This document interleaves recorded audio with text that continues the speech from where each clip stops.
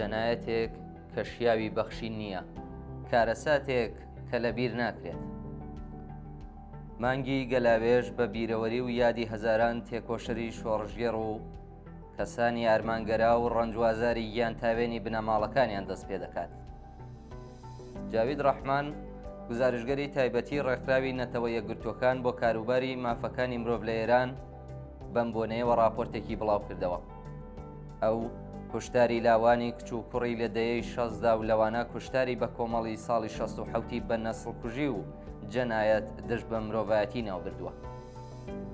لە مانگەکانی گەلاوێژ و خەرمانانی ساڵی 1367 هەتاویدا خێڵی جەنایەتکارانی ورد و درشتی زاڵ بەسەر چارەنووسی خەڵکدا و لە سەرویانەوە ئاخۆندێکی خوڕافە پەرستی بێڕەحم بە ناوی خومەینی هەزاران لاوی شۆڕژگێڕ و تێکۆشەر و دیلی لە بەردەست جەنایەتکارەکانیدا لە زیندانەکان بە شاراوەیی ئیعدام کرد و پەیکەرەکانیانی بەرەو گۆڕستانە بێناو نیشانەکان برد و لە بێدەنگی تەواوی خەبەریدا ئەسپەردەی کردن.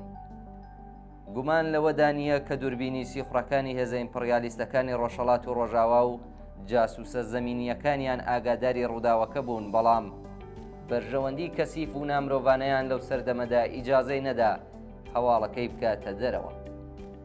ئەوان تەنیا کاتێک زاریان کردەوە و یان جەنایەتکارێکی وەک نووریان دادگایی کرد کە هەمان بەرژەوەندی ئەوەی دەویست و تازە ئەوەش کاتێک بوو کە بنەماڵەی بوێری دادخوازان بە تواناییەکی بەرینەوە زانیاری زۆریان گەیاندبووە دنیا. شیاوی وەبیرهێنانەوەیەکە ئیمپریالیستەکان و پەشیمان و شەرمەزارەکانی ئەو جەنایەتە تا ئێستاش یادێکیان لە ئەرمانی بەرز و مرۆڤانەی 1100 زیندانی کۆمۆنیست لە ساڵی 1367دا قارەمانانە و پێداگر لەسەر هەڵوێستە ئینسانی و شۆڕژگێڕانەکانیان چوونە پایدار نەکردووە و ناشیکە.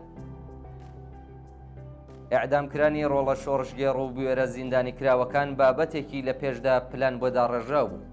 ئەو زانیاری یەکەمەی کە لە ڕێگای بیرەوەری زیندانی سیاسی ڕزگار بوو لە چنگی مەرگ و تەنانەت کاربەدەستانی خودی ڕژیم و هەروەها ڕاگەیەنەرەکانی ئەو سەردەما لە بەردەستدان شاهیدی ئەوەن کە کەسانێکی وەک ئەحمەد خومەینی، ڕەفسەنجانی و خامنەیی و دارودەستەکانیان لە هەر سێ دەسەڵاتدا و سپایی پاسداران لە ساڵانێک لەوە پێشەوە سەبارەت بەم جەنایەتە بیریان کردبەوە و گەڵاڵەیان بۆ دانابوون. عملیاتی بەناو فروغی جاویدانی سازمانی مجاهیدینی خەڵک دەرفەتیدا تا داوا لە خومەینی پێ لە لێوی گۆڕ بکەن بە دەرکردنی دەستوری ئەعدامکردنی شۆڕژگێڕان و تێکۆشەرانی زیندانی تا پەروەندەی جینایەتەکانیان و ئیسلامە سیاسیەکەیان کامەڵ بکەن. ئەوان کە لە شەڕدا دژ بە عێراق دۆڕاندبوویان و بە هەزاران کەس لە لاوان و ڕۆڵەکانی خەڵکیان لە شەڕدا بە کوشدا بوو و نزیک بە 1000 ملیار دۆلار زیانیان بە وڵات گەیاند بوو.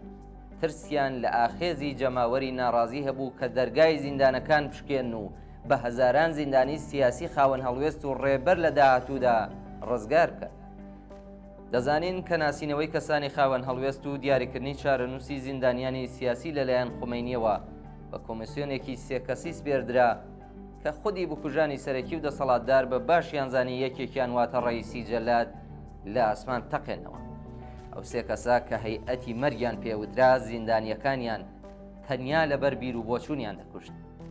لەم دادگایانەی پشکنینی بیر و باوەڕی حکوومەتی ئیسلامیدا دەیان پرسی ئایا مسڵمانی باوەڕت بە خوددا هەیە، باوەڕت بە بەهەشت و جەهەنەم هەیە، نوێژ دەکەی و شتی لەم بابەتە. ئەو زیندانیانەی کە وەڵامەکانیان بە هەیئەتی مەرگ جێگای قبوڵ نەبوو بە خێرایی دەبران بۆ ژوورێکی دیکە تا لەوێەوە بەرەو شوێنی ئیعدام ڕەوانە بکرێن. لەمڕۆدا قەیرانە گەورەکان سیاسەتی شکست خواردوو و خەباتی نەپساوەی کرێکارانی تێکۆشەر، ژنانی نافەرمان و بوێر، خانەنشینانی خەباتکار، دادخوازانی مافخواز و باقی ئازادی خوازان و تێکۆشەرانی دژی سەرمایەداری، خامنەیی و باقی بکوژانی ڕۆڵەبوێرەکانی خەڵکیان لە ساڵی 67دا ناچار کردووە تا مدعیەکی درۆینەی دەرفەت محوەر و ڕەفۆرم خواز بێنە سەرکار. ئەو کەسانی دەوروبەری دەڵێن کە یەکێک لە ئامانجەکانیان ئاشکردنەوەی خەڵک لەگەڵ دەسەڵاتە هەڵبەت مەبەستیان لە خەڵک خاوەنانی سەرمایەی پڕۆ ڕۆژاوایی و زیاتر لە کەرتی تایبەتدایە. دەنا ئەوان بە شێوەیەکی شەرمنانەش بووایە خۆیان لە ناسکوژی دەیەی 60 و بە تایبەت کوشتاری بە کۆمەڵی ساڵی 67 بە دوور دەگرت و یادێکیان لە هەزاران دایکی دادخواز و بوێر دەکرد کە دەهۆڵی ڕیسوابوونی ڕژیمی ئیسلامی جەنایەتکاریان لە ئێران و دەرەوەی ئێران لێداوە. هەڵبەت کەسێک لە پزیشکیان و دارودەستەکەی کە هەمویان بە شێوەیەک لە شێوەکان لە جەنایەتەکانی دارودەستەی خومینیدا بەشدار بوون نابێت چاوەڕوانی وەهادان پێدانانێکی هەبێت. تۆڵەی ئەو گیانە ئەویندارانە بنەماڵەکانیان و دۆستانیان دەبێت زیاتر لە هەمووان لە سیستمێکی سوود محور بسێندرێتەوە کە پێویستی بە وڵاتانی دواکەوتو و ڕاگیراوی وەک ئێران بەڕێگەی مەسەب مەلاکان و جەنایەتی هاوشێوەی کوشتاری بە کۆمەڵی ساڵی 67 دەستەبەربوونی ئەم بابەتەش کاتێک ممکینە کە چینی کرێکار و شارۆمەندانی ئازادی خواز و وشیار خۆیان ڕێک بخەن و ئەم ڕژیمی دواکەوتوی و جەنایەتە بە ڕەفێڕمخواز و بناژۆخوازیەوە بڕۆخێنێ و لە جێگای ئەو دەسەڵاتێکدا بمەزرێنێ کە تێیدا زیندانی سیاسی ئەفسانە بێت.